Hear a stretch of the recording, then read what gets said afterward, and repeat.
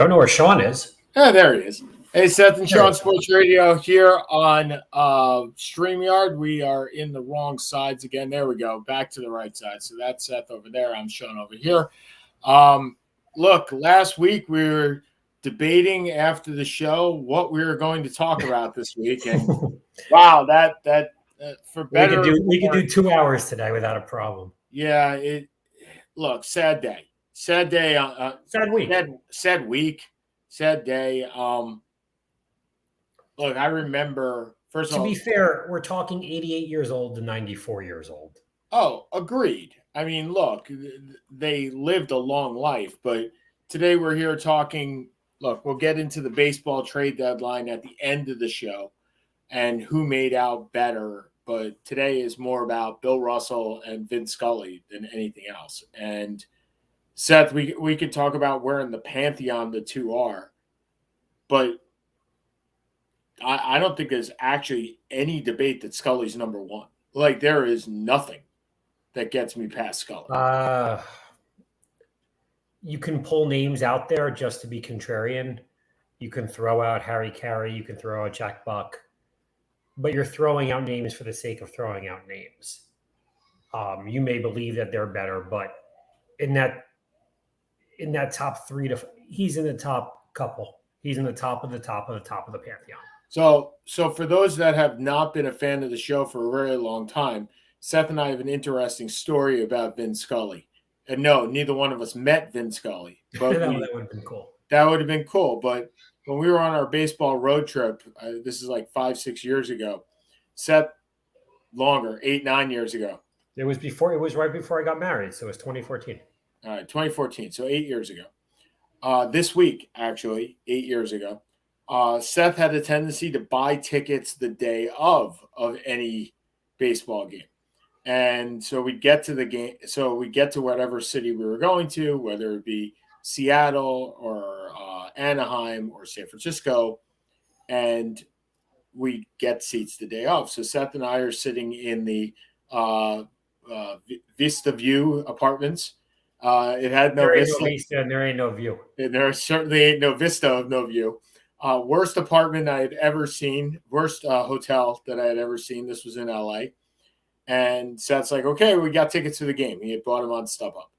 So we get to Dodger Stadium. It takes us 90 minutes to get to Dodger Stadium. It was only 11 miles away. And Sean could have run faster. Yeah, we show up. Even in the current condition he's in. Yeah, and I think we show up actually in the second inning. Like, yeah. So we show up in the second inning. And we get to the gate, and the gate attendant goes, "I'm sorry, sir. These are tickets for tomorrow's game." And I look at Seth, and I'm like, "Are you kidding?"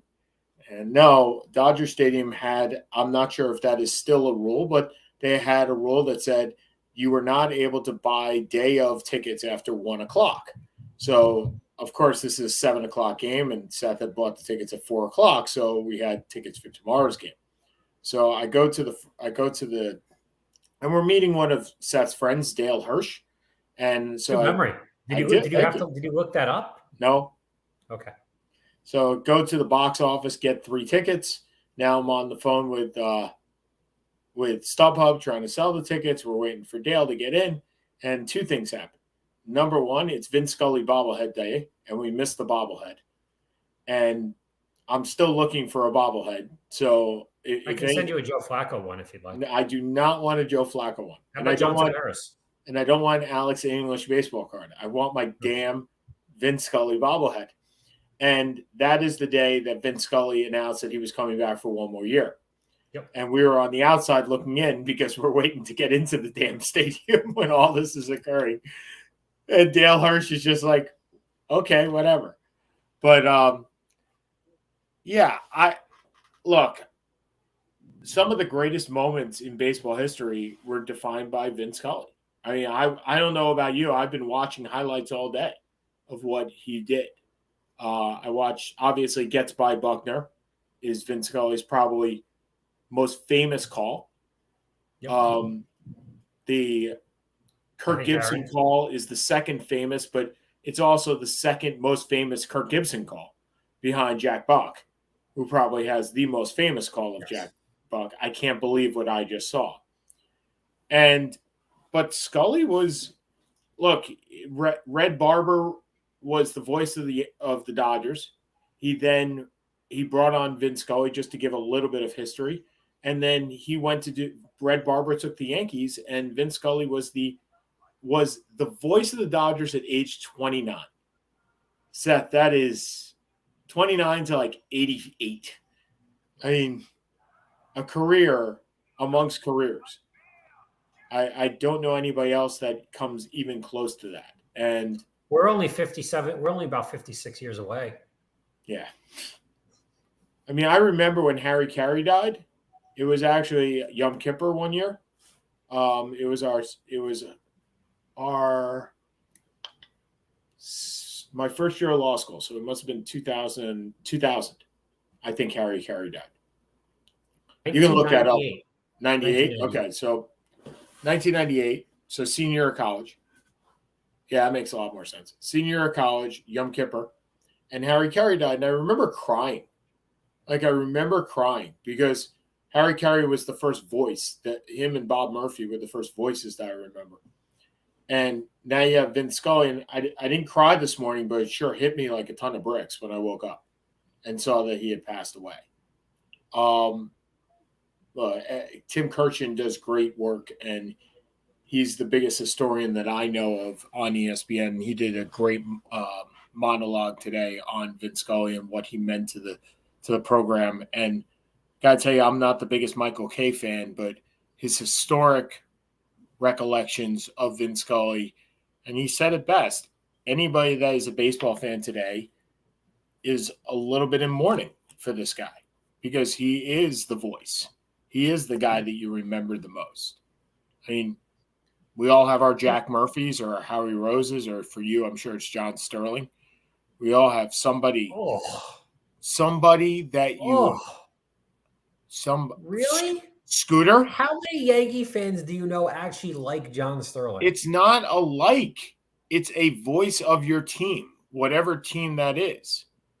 No, it's not. It's not Sterling. It's the voice. It's Bob Shepard. Bob Shepard was a PA announcer. He wasn't for 55 years, and that's the voice of the Yankees. I get that. Derek Jeter. Yeah, I get that.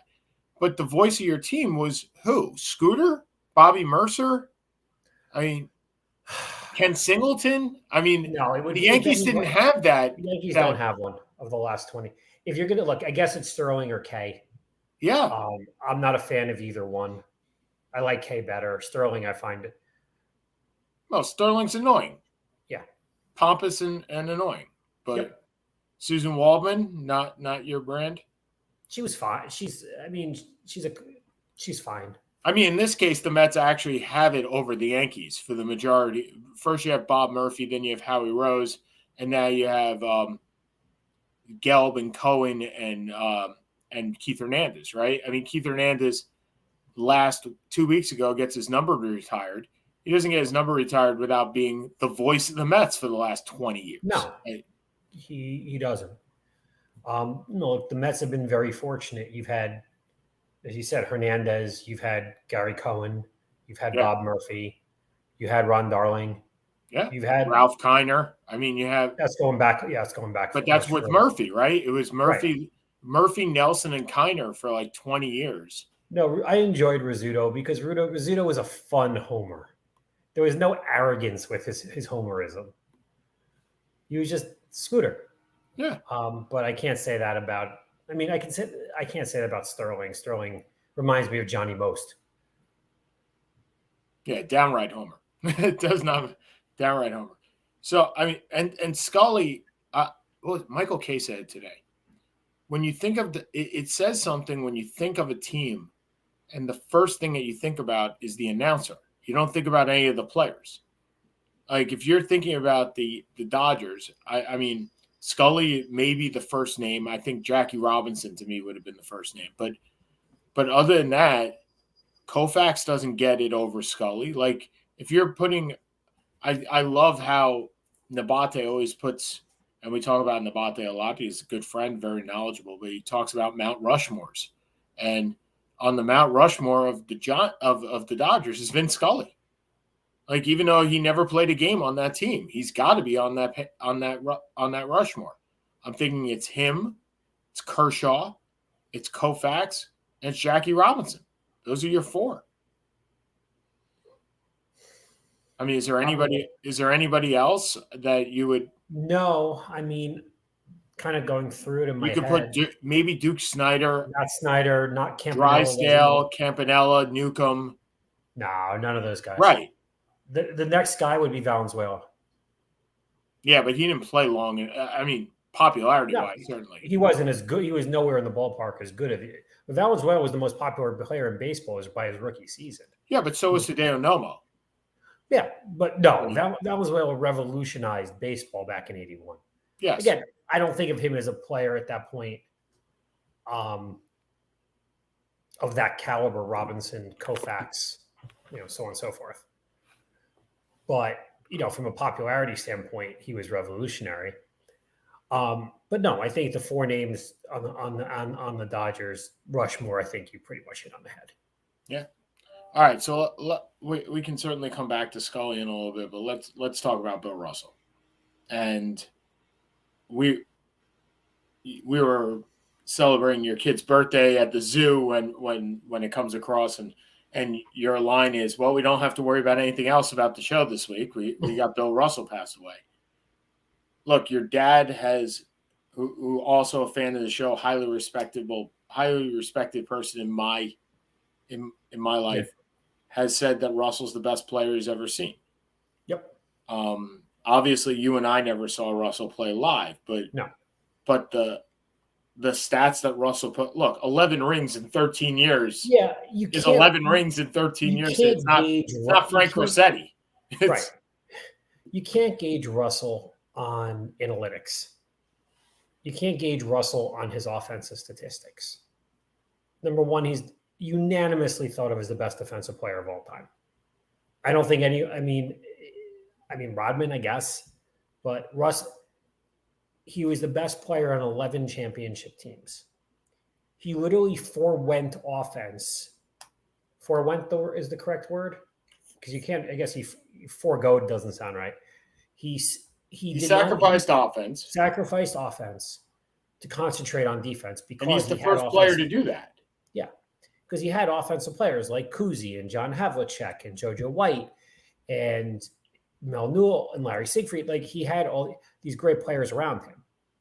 They didn't need the offensive help. But when he needed the score, I think one of his greatest games, he had a game 7, I forget, it was 62, 63, something like that, 30 points and 40 rebounds. He could score when necessitated, but that wasn't what made him as a player. I mean, he would have been a power forward in today's game, most likely. Or because, I mean, his build is 6'9", 230, 240. Yeah. He's Draymond. Well, or he would have been Draymond Green. Right. So, I mean, when you hear things, well, his game doesn't translate. It doesn't mean anything. You can only realistically be compared against the era that you played in. And very simply, Wilt Chamberlain was a more talented player. Wilt Chamberlain was a more athletic player. Wilt Chamberlain had better statistics. Wilt Chamberlain played with some of the greatest players of all time. Wilt Chamberlain had 1 championship. Bill Russell, between the Olympics, the NCAA tournament, and the NBA, had 14. Right. 14. But you can make the case, and I know you and I have had this discussion before. Russell had better players. Yes. Russell had a lot better players. Well, wait a minute. Yes and no. Russell had the content. Russell did have all-time greats. But nowhere, other than maybe Havlicek, how many of Russell's teammates were a top 25 player of all time? None. Okay. And Havlicek is borderline at this point. All right, but hold on. If you're going to bring up Jerry West, which I know is where this is going, bring up the Elgin Baylor. But bring up the first 10 years of Chamberlain, not the last 5. But he had Billy Cunningham, who was a Hall of Famer. Chet Walker. Not a top 25 player. No. but he had all-stars and he had Hall of Famers. Hal Greer, Hall of Famer. It wasn't as if he didn't have talent around him. The one thing he never had was he never had a point guard. Fair. Okay, so but he played point guard. Cousy retired in 62, 63. Right. You have Casey Jones and you have Sam. I mean, you have Hall of Famers. Jones weren't really point guards. They were kind of the precursor for combos. He didn't play with a West or an Oscar Robertson. The second half of his career. No, because there were no super teams back then, and people didn't just go to play. No, which is why I can never put LeBron above him. We've talked about this. Because, to me, he jumped from super team to super. He pretty much jumped accordingly. So be it. But, you also, I think, look at what he did. You've heard the stories of what happened to him while he lived in Boston. Yeah, disgusting. People would root for him, and then they would take a bleep in his bed, break into his house, spray paint. And when we talk about bleep, we talk about defecation, ladies and gentlemen. We're not talking about just breaking a window. No, they took a shit in his bed. It's called literal shit. Yeah, literal shit. It's disgusting. Of course. So there's an understanding of why he was so reticent right after, 40 years after. For many, many, many years. He didn't come back for 40 years. Yeah, I believe when he retired, they retired his jersey. It was only he didn't come back for that. No, I think he had a ceremony with only teammates. Right. So, but he was. The first thing he came back for was a statue, and he came back for a statue because proceeds went to a charity. That's why he came back. He wouldn't come back for any other reason. And truth be told, if you treated me like that, I'm not sure I would go back anywhere. You're not going to go back. Sean, how is Boston going to survive without you? I know. It's been 13 years. Decade. They're I've still been back to Boston. In. It's hard. I've been back to Boston. I've been shipping back to Boston, my friend. Whoa. Yeah, look, but it's as much. So there's been some talk of him being the Jackie Robinson of the NBA. Basketball. And look, it says Russell's accomplishments off the court are just as important as those that he did on the court. And the way he integrated basketball, the first black. Well, he wasn't the first. I want to say make it cool to be black, but that's not what I'm trying to get at here. It sounds awful. That does sound awful. It does. I'm saying first relevant. He made it okay to root for a black guy more than I guess in Boston. Yeah. Well, right. He came to Boston before the Red Sox broke the color barrier because they broke it with Pumpsy Green in 1959. Yeah. And Red Auerbach thought so highly of him that before he played a single game, he traded two of his all-stars, Cliff Hagan and Ed McCauley, for the right to pick Russell. And he also became the first black coach. Look, Bill Russell was a player coach. He was a player coach, yeah. And Red Auerbach said, "You're my coach. You're my guy. You're going to do it." He also the first black starting five was the Celtics. Was it? I didn't know that, actually. Yes, first black starting five. But everything he did for civil rights thereafter was just as important as anything they did on the court. So the question is, and somebody posited this the other day, each sport has football I don't think does. Basketball, the NHL and Major League Baseball both have a number that is retired throughout all of that sport. Baseball has number 42. Hockey has number 99 for Wayne Gretzky. Is this where the NBA takes up that mantle and retires number 6? I'm not sure. If there is going to be a player that would warrant it, it's probably him. I don't know. I never really thought about it. You could say the same thing about Jabbar. I was just going to say Kareem would be the other one, right? Right, because Jabbar similarly impacted the NBA. Now his teams were not as dominant, but he did have 6 MVPs and won 6 championships. And he's only the highest scorer of all time for the next 6 to 8 months. And then he will go. And unfortunately, then Kareem Abdul-Jabbar will shrink into irrelevance. I don't know about irrelevance, but yeah, he doesn't have the pizzazz. He doesn't have the charisma. We've talked about this. He is the guy that will. He's the one you think is going to drop in the top 10 because of a lack of familiarity by the people who are going to be voting on such things. Yeah. And a lack of historical panache, right? Russell has historical panache, 11 rings in 13 years. Will average 50 points in a game and scored 100 points in a game. That's right. Kareem doesn't have it. He's got the goggles. What's interesting is, with everyone talking about Durant over the last couple months especially, you kind of see Larry Bird, who you thought was going to drop as well, and his seems to have risen the way he's being seen. Yeah. Because people would rather have Bird than Durant. And that's it, which is an impossible. I mean, that's why some of these lists are meaningless. I mean, they're all meaningless, let's be honest. I was about to say, when has one been meaningful? But let's get back to Russell. So you have Russell, I think you said number 2 or number 3, right? Yeah. And there's no way he's going to, in your mind, there's no way he can drop. Like, there's nobody that can do what he did. I don't know how you drop him. I mean, it would take someone of LeBron's umbrella playing on one team for 15 years and winning 6 or 7 championships to get to that point. Playing on 4 teams doesn't do it for me. I mean, look, I have LeBron 4, so I mean, it's not exactly I'm dropping him to the bottom 4 to number 35 above my boy Clyde Drexler. But yeah, I don't know how. There's certain players I find it very difficult to figure out how I would drop them. How do you have? And I know, look, this is an old argument between you and me. How do you have Jordan, who played on 2 teams, right?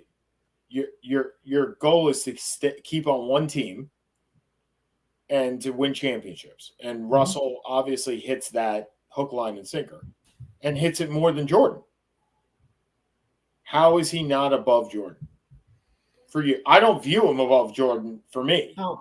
But how do you, using your criteria, and I'm not poking the hole. I'm trying I'm just kind of thinking about it.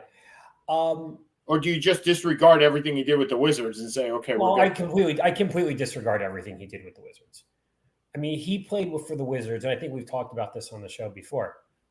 He made a determination that it was more important for him to keep playing than for him to worry about his legacy. If it was going to be distracted, if it was going to be hit for the last 2 seasons, I mean, this is what these guys do. This is what they love to do. Or this is what Jordan loved to do. He loved to play. He loved to compete. And if he was able to play 2 more years, his legacy in his mind was cemented. And in pretty much everybody else's it was anyway. This was just playing for the sake of playing. Jordan singularly was the most dominant player I've ever seen. Was probably the most dominant player of all time. Russell within the team environment is the most dominant player of all time. Russell, that's how he has 11 championships. Jordan willed his team to 6. Without Russell, they could very well have won. I mean, Russell fit the team as seamlessly as any player ever has. The only one that I can think of as a comparison is Duncan. Jordan. There is no way that the Celtics win without Russell. I mean, they're not going to win 11. They may have won 1 or 2. Really? But, yeah. I mean, look, they don't trade for Russell. They keep the other 2 All-Stars. They may have won 1 or 2. All right. And Big John. Yeah, Big John didn't do very much. But Jordan, I mean, that team, look, they got screwed in the 94 semis against the Knicks. We know that. But for the most part, that team was going nowhere without Jordan. And Jordan's singular greatness exceeds Russell. But Russell within a team environment is probably the best player of all time. Okay. And that's where I was going with that, because I know the reverence that you hold Russell in. Look, over the last week, I've read more about Bill Russell than I probably ever have. That's what happens when people pass away, unfortunately. I watched more Vince Scully today than I have in the last 10 years combined, because that's what happens when people pass away. But it is his legacy, Russell's legacy on the court is unmatched. It really, what he did on the court, look, you can make the claim that Kareem changed the game. He did. But Russell changed the game. The lane is wider because of Bill Russell. It's not because of Kareem Abdul-Jabbar. The shot clock may be there because of Bill Russell. I mean, in part, right? I mean, it is incredible what he brought to the table. And what I have to take my 2-minute midterm break. I'll be back in a minute. Yeah. So it's incredible what Bill Russell really did. And to put it in perspective, I look, I'm a numbers guy, right? We all know this. And let's go through some of Bill Russell's numbers. I mean, his numbers are off the charts incredible. So let's look at Basketball Reference. So for his lifetime, he averaged 15 points a game. And I know Seth and I just went through that. He took down he sacrificed a lot of offense for defense. He only shot 44%. He only shot 56.1% from the free throw line, which at the time, Wilt was shooting about the same. 22.5 rebounds per game. Like, off the charts. All right, so let's bring this up. How do I do this? Share screen. There we go.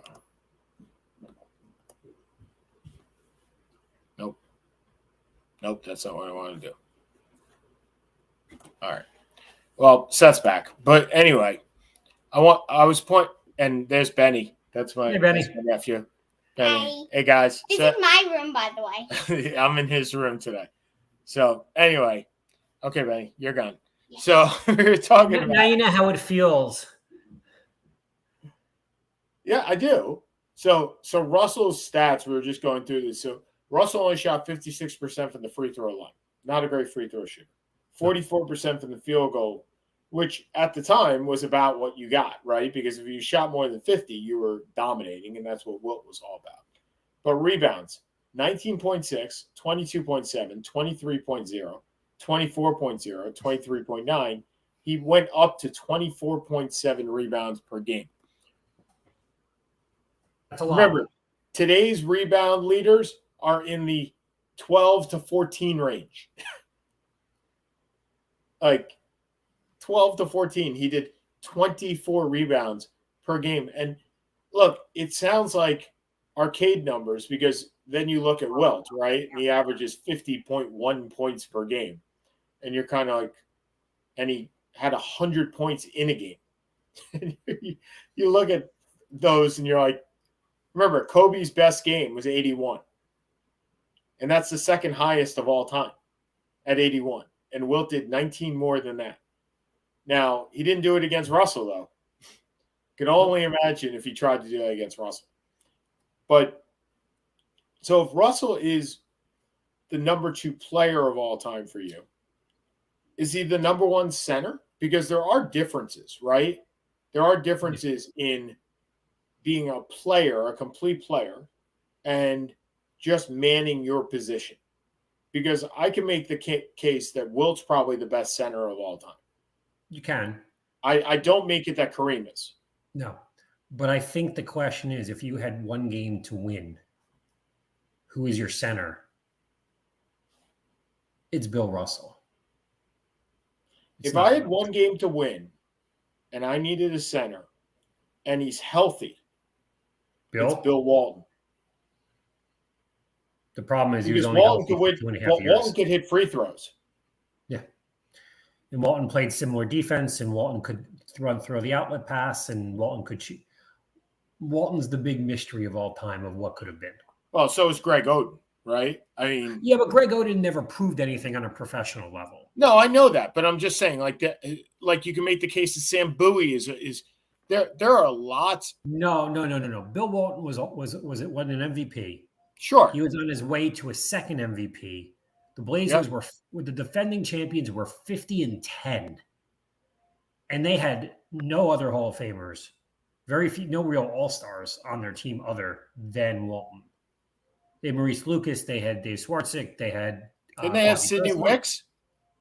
Sidney Wicks was on Boston at that point, and he wasn't, they had Lionel Hollins, who's been a head coach for a couple of years. I mean, they had mediocre talent that meshed really well in one great player. But I can't base it off of 2 years. I just can't. So for one game, I'll take Russell. Okay. Yeah, I still think I'd take Walton. I think I'd still take Walton. But I certainly would not take Kareem. And I would not take Wilt. Under any circumstances, take Wilt. No. Because I know Wilt would get his 90, but nobody else, but I wouldn't win. Now, I kind of look back to the 69 championship, which was the Laker team with Baylor, West, and Chamberlain. Sure. That shouldn't have been close. The Celtics, I think, were fourth in the division. Chamberlain sat out the fourth quarter of Game 7. Yep. Nobody people call Chamberlain the greatest, most athletic player of all time. No one ever called him the most mentally tough player of all time. There's a reason for that. No, and I try and think Chamberlain, Allen Iverson, good comparison, like trying to compare. No. As far as you have all God's gifts, right? And you just don't have it's practice. I mean, Iverson was mentally tough. He didn't have the greatest work ethic in the world. Right. But he was mentally tough. And I mean, that Sixers team was one of the worst finals teams ever to exist. You're talking about the Mutombo team, right? I am. It was Mutombo and Theo Ratliff and Aaron McKee and Eric Snow. It was the Temple team. It was the Temple team. Yeah. That team was not very talented. And he willed them. And look, they lost to an all-time great Lakers team. But no. I'm trying to think, who do you think was the number 2 scorer on that team?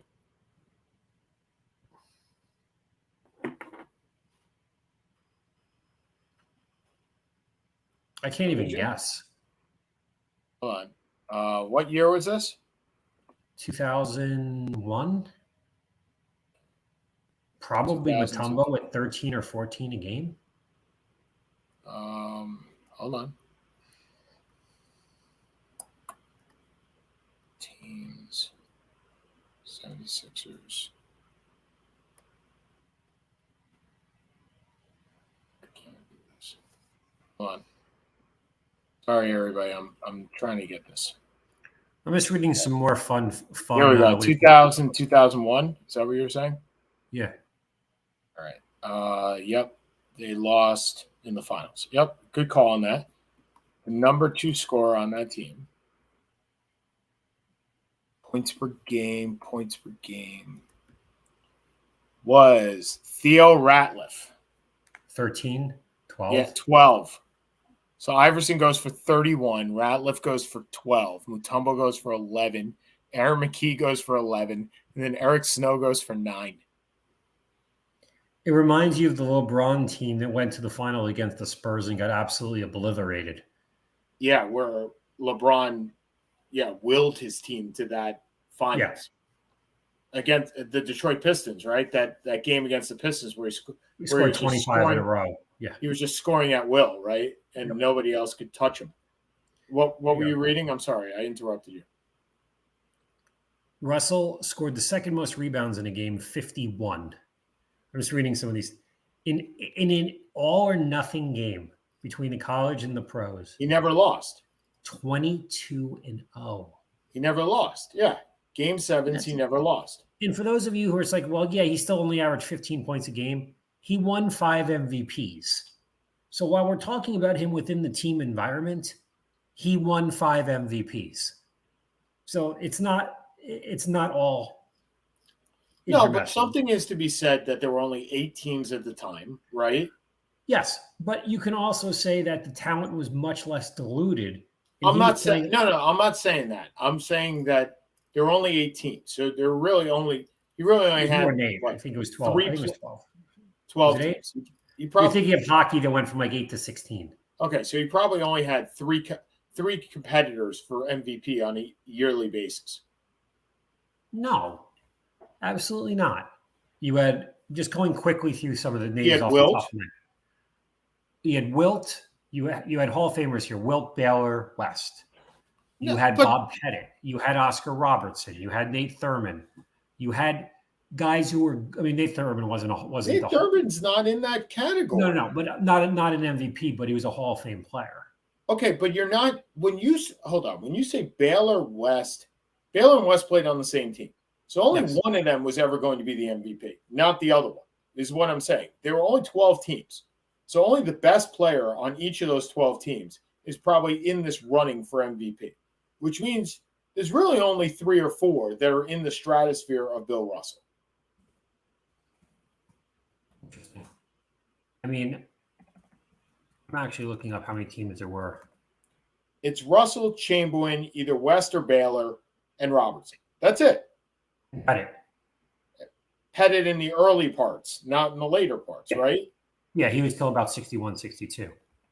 And then West wasn't until West was drafted, what, 57? 58? 59. 59? Yeah, he played on the great West Virginia team that lost in the third place, that lost in the NCAA tournament 71-70. So, no, it's 8 teams. 8 I'm looking teams. right now in 1960. So that's what I'm saying. So who are the 8 teams? Cincinnati, right? So there's Oscar. Minneapolis Lakers. So we're going back a little bit further than we probably should be. Because let's move it to 62, 63. Hold on. Because Mikan was gone by then. Yeah, that's fine.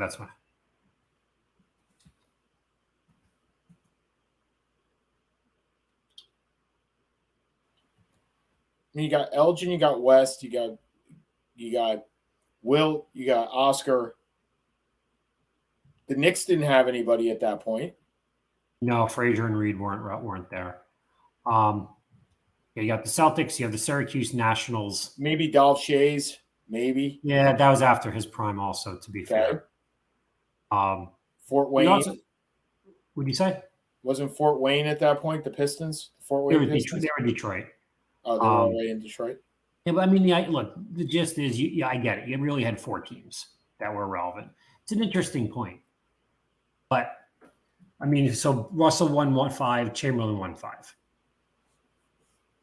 Jabbar won with 20 teams. He won 6. Yep.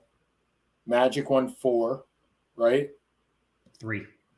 Bird won 3 or 4. 2? I forget if he won 2 or 3. LeBron's won 4. LeBron's won 4. Jordan won, I think, 4. Curry's won 2. Look, I'm not putting Curry in that. No, he's not. I mean, you'd put Duncan over that. I think the bigger question is Kobe versus Curry, which is a pretty interesting discussion. Kobe versus Curry? I don't have a discussion in that. For you, it's Kobe? Yeah. Curry's got to do it a little. Look, Kobe did it for how long? There's some longevity that I need to see before I'm. Look, I get we've all done these rankings, and I know that Stephen Curry is in some people's top 30s at this point, some even higher, some people's top 20s. I've seen him as high as top 10, which I can't put him above Kobe, not even close yet. Yeah, you got a little bit more work to do there, Stephen. But that he's on a track. The thing is, he's not as how do I say this? He's not as Kobe. He's not, and I don't think Kobe gains anything, unfortunately, for his passing away. I think Kobe was more beloved. In his last year. In his last couple of years, because he was not a loved player. He was not. He was a hated player. Yeah. People love to hate him.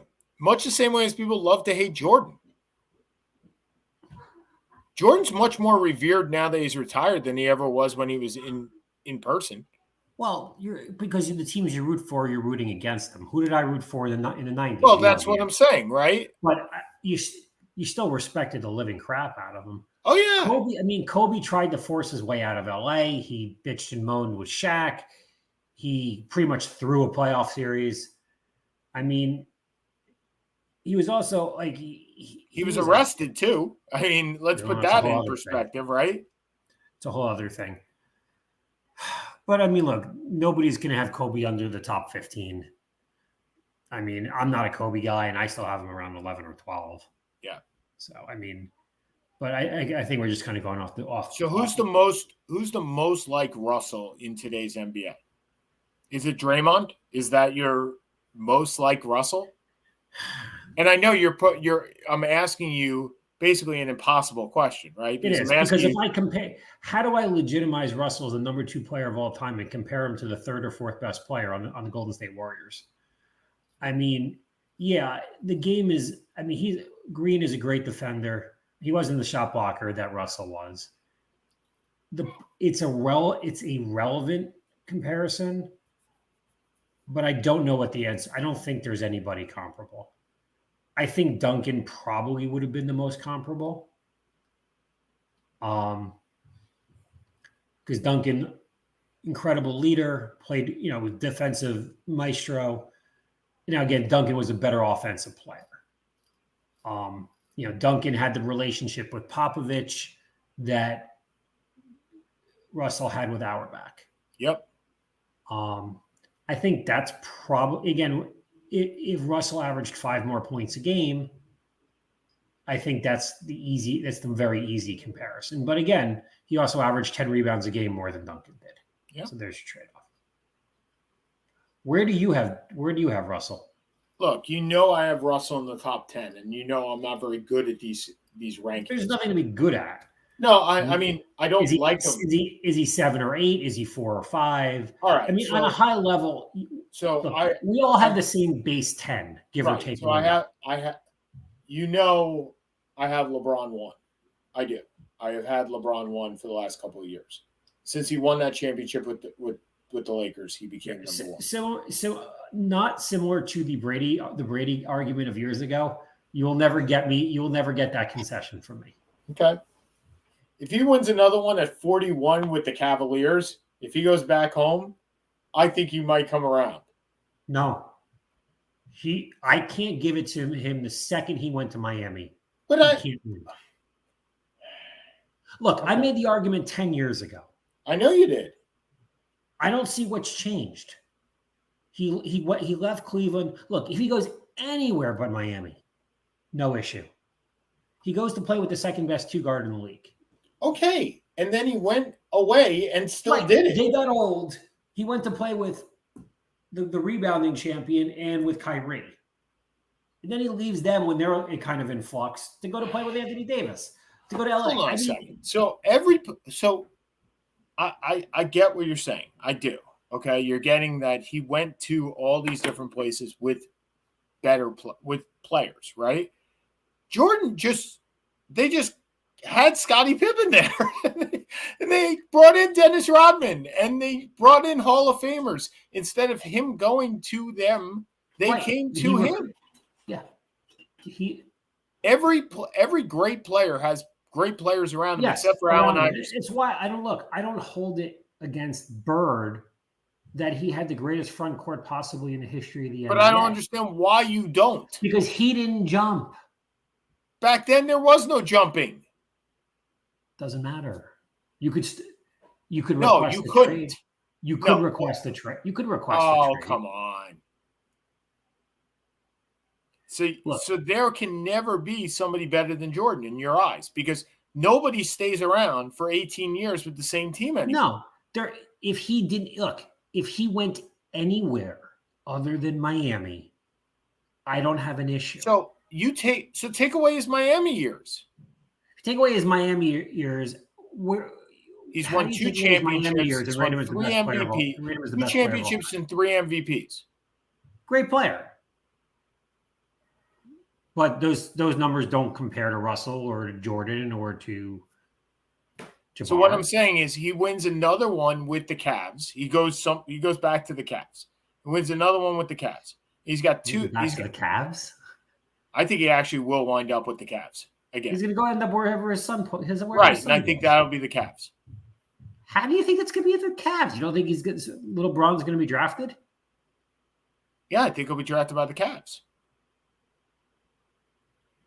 I don't think so. So all reports is Bronny is not a top 10 pick right now. Like he's not in that high echelon. By the way, the Lakers don't have a first-round pick in the year that Bronny comes out. So just as an FYI. And LeBron is eligible for an extension today.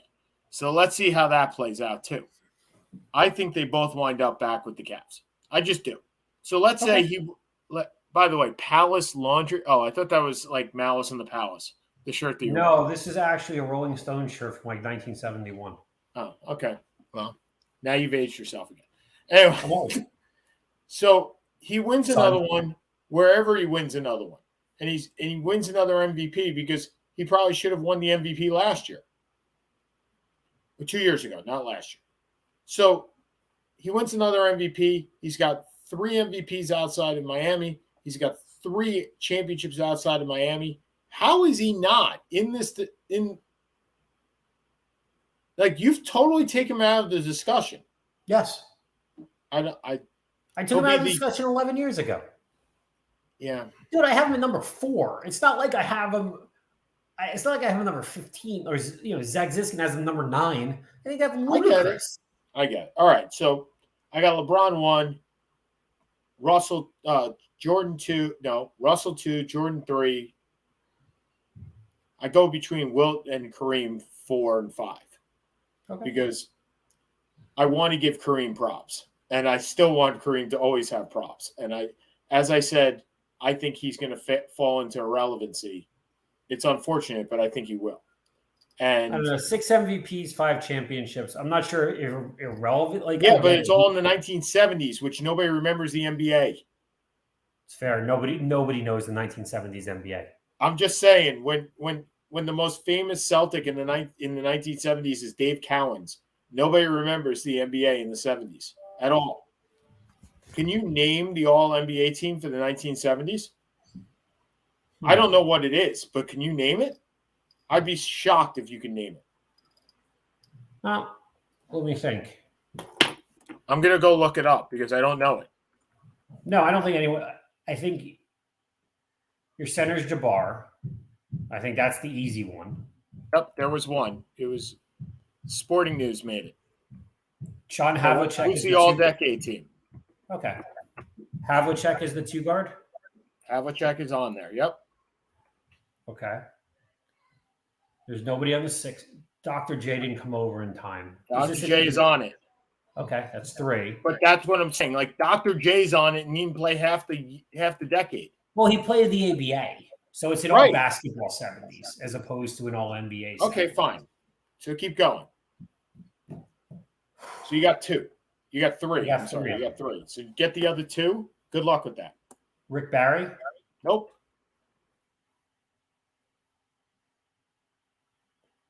By the way, the second team is Maravich, JoJo White, Rick Barry, Bob McAdoo, and Artis Gilmore, which again tells you how irrelevant the 1970s are in the NBA.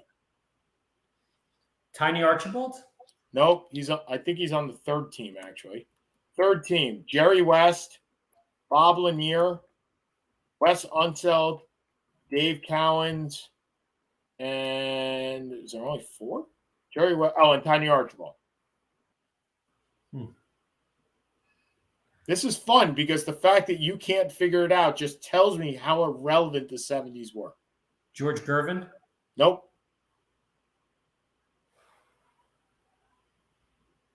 You got 1 forward and 1 guard.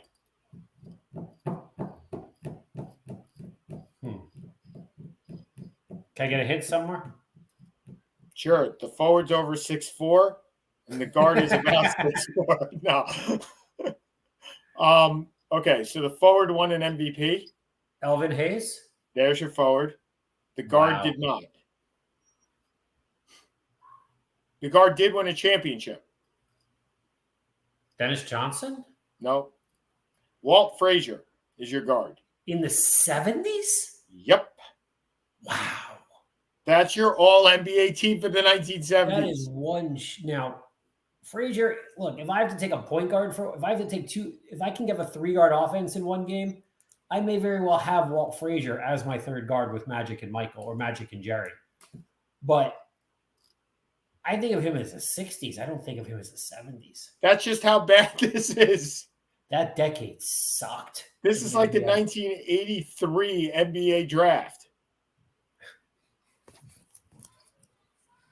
Excuse me to lend bias. That's not 83, dude. That's 86. Oh, 86 NBA draft. Excuse me, not the 83. 86 or 83 88, was I forget Patrick what. Ewing. Sorry. No, 84 was Ewing. 84 was Ewing. 83 was Sampson and Rodney McRae. There you go. Oof. See, I got Rodney McRae. We got that was that from what was his brother's name? Rodney McRae? What was Rodney McRae's brother's name? I'm just thinking they named them both Rodney. I don't know. Scooter. Really? Huh. Okay, so we had 10 minutes left. What were you going to say? I think we should probably talk a little bit of the NBA I heard there were some trades yesterday. Couple. So Juan Soto goes from the Nationals to the Padres. Wow. Look, I follow Keith Law because I find him both hysterically funny, snarky, and intelligent beyond all belief. And he says that was the biggest prospect haul of all time. And it really was. C.J. Abrams, Mackenzie Gore, Robert Hassel III, and 2 other guys. They can make up the whole Nationals team in 3 years. I mean, if Mike Rizzo had to trade Juan Soto, that was the package to trade him for. Yeah. And there was nobody else that was coming close. No, because look, Washington, you won your championship 2 years ago. Hard to believe. Strasburg may never pitch again. And earning 35. He's 35 already? No, he's earning $35 million. He's earning 35. Corbin's a mess. Who's earning 25. You've traded everybody, Harper. You've traded Rendon.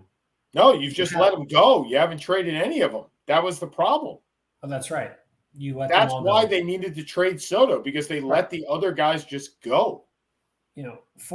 He turned down. Look, regardless of everything else. Yep. He turned down $440 million. And you're selling the team. You're not re-signing him. And you're selling the team. So now you have some prospects. Hopefully, at least 2 of them will pan out. Seriously, like usually on a prospect deal, you don't have 5 of them, and all 5 of them end up. No, you generally have 40%. You're right, 2 out of 5. So if you get 2 of them to become really good players, look, and you wish Soto the best. And San Diego with, also bringing in Josh Bell and bringing in Josh Hader. I mean, look at you, baseball aficionado.